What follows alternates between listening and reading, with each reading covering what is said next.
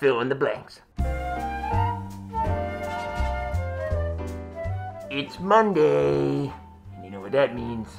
We're back. We're back. A dinosaur story. Oh boy, I hope everybody had a good, safe, uneventful, or eventful weekend. I know it was St. Patty's.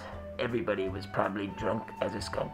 So today, we're all back at work, so I decided, what's a better thing to talk about than stress? Stress comes in many different forms. Stress at your job, stress at home, stress in your sex life, stress because you don't have a sex life, stress because you think about sex, stress because you're having sex, stress because you're being sexed. There's just a shit ton of sex that makes you stressed. I looked on WebMD on how to relieve stress.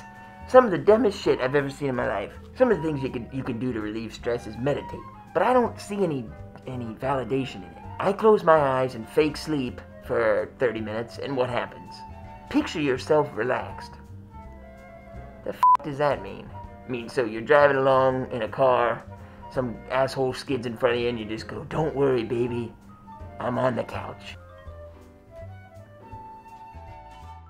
Breathe deeply. Not working. Drink hot tea, they say. Oh, hey, Bill. Having yourself another cup of coffee? Oh, no. I've switched to tea.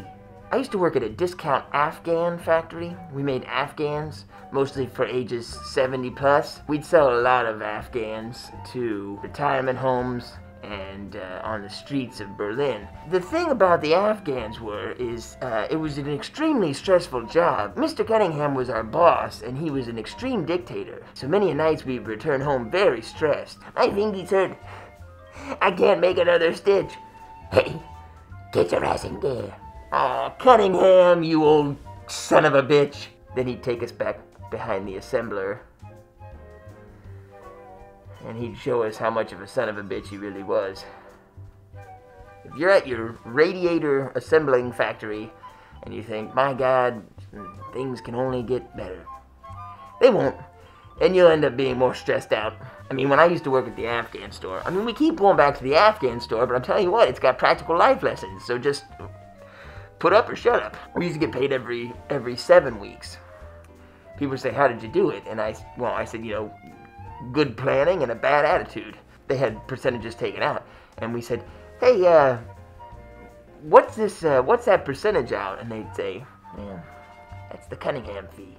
We'd look at him. He's over there in the corner. He had shirts with his tits cut out, Cunningham did, and he just would put his hands on his hips. And somebody'd say, man, that Cunningham's got to be stopped. I was like, well, of course he does, but what are we supposed to do?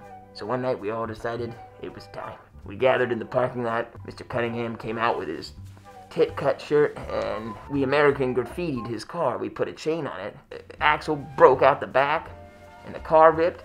The windshield came dislodged, came out, and slit his neck. We just fucking killed Mr. Cunningham. Couple ways you can de-stress, man. I tell you, you know, get off the grid. Get off the grid. Pass your stress off to somebody else. That's a top way to do it. Pass your stress to somebody else.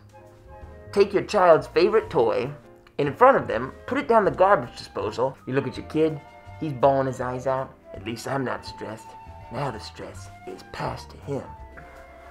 Fuck him, he's 4.